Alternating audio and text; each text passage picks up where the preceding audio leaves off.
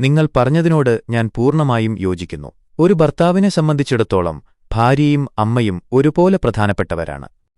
അവരെ ഒരേപോലെ സ്നേഹിക്കുകയും ബഹുമാനിക്കുകയും ചെയ്യേണ്ടത് ഒരു ഭർത്താവിന്റെ ഉത്തരവാദിത്തമാണ്.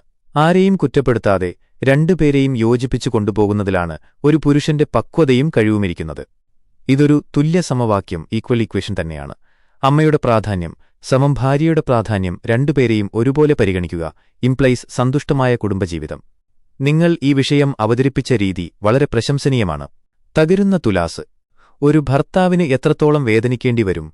സ്വന്തം ജീവിതത്തിലെ രണ്ട് തൂണുകൾ പരസ്പരമകലുമ്പോൾ ഇടയിൽ നിന്ന് ഉരുകിത്തീരുന്ന ആ പുരുഷന്റെ സങ്കടം ആര് കാണാനാണ്?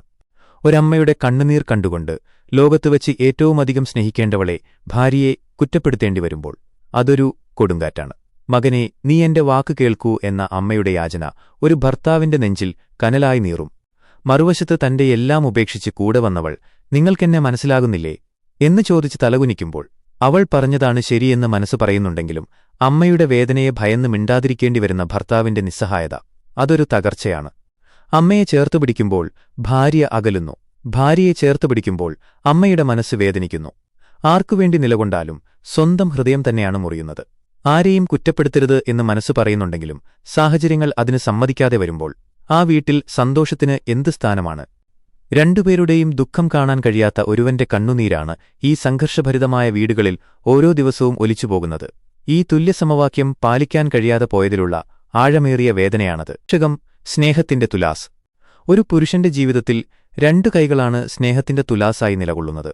ഒരറ്റത്ത് അമ്മയുടെ ഹൃദയം, നമ്മളെ ഈ ലോകത്തേക്ക് കൊണ്ടുവന്ന നോവുകൾ താങ്ങി വളർത്തിയ നിസ്വാർത്ഥമായ സ്നേഹത്തിന്റെ ശാശ്വത ഉറവിടം.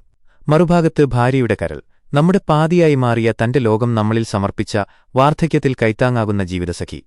ഈ തുലാസിൽ ആർക്കാണ് ഭാരം കൂടുതൽ എന്ന് അളക്കാൻ ശ്രമിക്കുന്നത് എത്ര വലിയ തെറ്റാണ്. അവരുടെ വാക്കുകൾ കേട്ട് ഒരാളെ മറ്റൊരാൾക്കുവേണ്ടി കുറ്റപ്പെടുത്താൻ ഒരു ഭർത്താവിന് എങ്ങനെ കഴിയും? കാരണം അവർ രണ്ടുപേരും ഒരേ സ്നേഹത്തിന്റെ, ഒരേ ശ്രദ്ധയുടെ, ഒരേ ബഹുമാനത്തിന്റെ അവകാശികളാണ്.